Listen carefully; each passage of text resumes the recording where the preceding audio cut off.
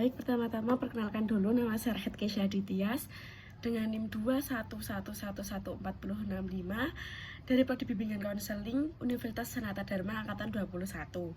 Di sini saya akan memaparkan beberapa hal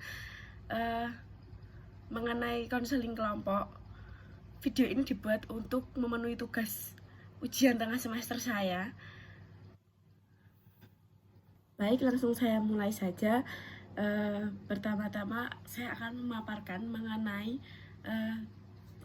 3 fokus dalam konseling kelompok, yaitu yang pertama ada krisis center, yang kedua ada problem center, dan yang terakhir yaitu ada growth center.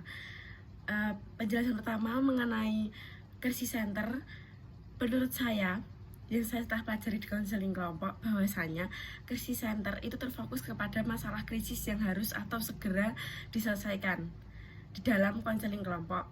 Contohnya itu seperti kasus perceraian, kasus meninggal dunia, atau kehilangan anggota keluarga, atau kehilangan pekerjaan. Lalu yang kedua yaitu mengenai problem center, yaitu terfokus kepada masalah konflik yang ada di dalam kelompok. Itu contohnya seperti depresi, seperti kecemasan, overthinking, dan lain-lain. Lalu yang terakhir yaitu mengenai growth center atau mengenai perkembangan.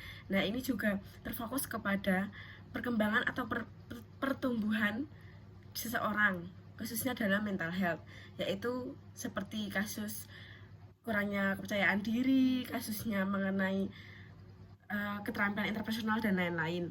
Lalu langsung yang kedua yaitu mengenai apa saja sih tahapan konseling. Ada 4 tahapan konseling yang saya pelajari di mata kuliah konseling kelompok ini bersama Pak Dendi, yaitu yang pertama ada pembukaan, yang kedua ada transisi, yang ketiga ada waktu kerja, yang terakhir yaitu ada penutup. Dari yang pertama yaitu mengenai pembukaan. Pembukaan di sini di mana konselor atau sang fasilitator membuka sesi konseling kelompok di dalam kelompok.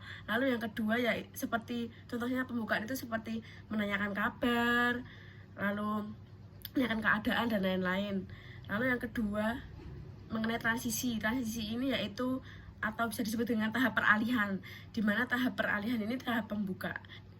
Berawal dari tahap pembukaan, lalu beralih kepada kelompok, di mana kelompok ini mulai mengeluarkan masalah-masalahnya atau bercerita tentang permasalahannya di dalam kelompok. Yang mana hari ini juga sudah dijelaskan mengenai peraturan dan lain-lain pada kasus yang pada tahapan awal, yaitu di pembukaan. Transisi ini mulai di mana para konseling sudah mulai bercerita atau kelompok sudah membuka permasalahannya masing-masing. Lalu yang ketiga yaitu mengenai waktu kerja. Waktu kerja ini juga bisa disebut juga dengan tahap kegiatan, di mana tahap kegiatan ini proses setelah konseling membuka masalah mereka atau bercerita tentang masalah mereka, beralih kepada konselor, yaitu mulai mengidentifikasi, analisis, lalu juga mulai membuat rencana tindakan apa yang harus dilakukan di dalam kelompok. Lalu yang terakhir yaitu mengenai penutup, di mana penutup ini seperti penutup konseling, seperti konselor menanyakan apa yang didapat dalam sesi konseling, apa yang dipelajari dapat dari sesi konseling, begitu. Lalu yang ketiga mengenai karakteristik kepribadian konselor. Ya, menurut saya sangat penting sekali, apalagi saat ini kami sudah mulai semester 6, di mana kami juga sudah belajar mengenai apa saja sih karakteristik kepribadian konselor, seberapa pentingnya. Nah, lalu pada karakteristik kepribadian konselor ini sangat penting ya teman-teman, karena di mana yang kita ketahui konselor itu sebagai motivator, fasilitator, di mana konselor ini membantu peran si konselor ini untuk membantu konseling untuk memecahkan masalahnya mereka sendiri-sendiri. Di mana selain menjadi fasilitator dan motivator, sang konselor harus menjadi pribadi yang pertama dapat menerima konseling apapun latar belakangnya, menerima konseling. Lalu yang kedua tentang apa adaannya, dimana atau bisa disebut dengan kekongruenan diri seorang konselor. Lalu selanjutnya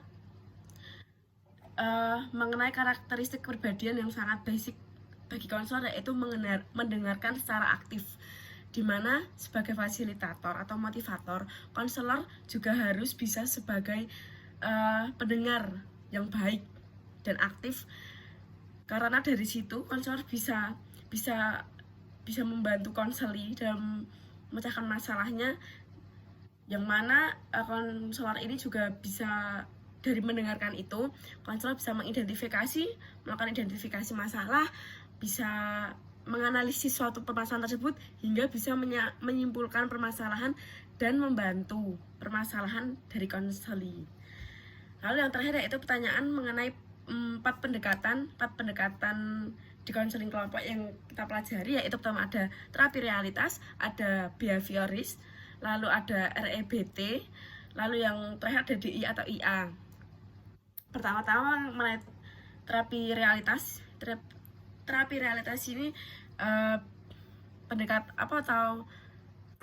teknik yang terkenal yaitu mengenai role play. Dan terapi realitas ini konsep utamanya yaitu mengenai apa yang terjadi pada masa sekarang, bukan masa lalu, dimana permasalahan ini terfokus pada masa sekarang agar kehidupan konseli selanjutnya atau di masa depan bisa lebih sempurna dan lebih baik perkembangannya. Lalu yaitu mengenai behavior ini jelas yaitu mengenai melakukan perubahan tingkah laku yang awalnya maladaptif menjadi normal seperti pada umumnya. Dan pada behavior ini juga inti konsep utamanya yaitu mengenai perubahan tingkah laku, di mana ada beberapa teknik yaitu seperti token ekonomi, seperti behavior kontrak, seperti sifat penahanan atau extension, dan lain-lain. Lalu selanjutnya mengenai REBT, yaitu pada pendekatan ini itu pandangan atau konsep utamanya yaitu mengenai bagaimana konseli ini bisa merubah pikiran, pandangan, atau tata caranya yang irasional menjadi rasional kembali dengan bantuan konselor. Lalu selanjutnya mengenai DI atau IA, di mana konsep dari DI atau IA ini, di mana DI yaitu mengenai pengambilan keputusan dengan konselor memberikan beberapa opsi kepada konseli agar konseli bisa memecahkan masalahnya sendiri dengan telah diberikannya opsi-opsi tersebut. Lalu yang selanjutnya mengenai IA, interview for adjustment, yaitu mengenai penyesuaian diri konseli terhadap lingkungannya agar tidak terjadi kesalahan atau tidak menyebabkan kebiasaan yang buruk yang bisa mengaruhi diri sendiri dan banyak orang. Begitu. Berikut pemaparan 4, yaitu pertama mengenai center atau mengenai krisis center, problem center, dan growth center. Lalu yang kedua mengenai tahapan konseling. Lalu yang ketiga mengenai kepribadian karakteristik konselor, dan yang terakhir yaitu mengenai pendekatan yaitu dari realitas, behavior, REBT, dan DI atau IA. Berikut sudah saya jelaskan.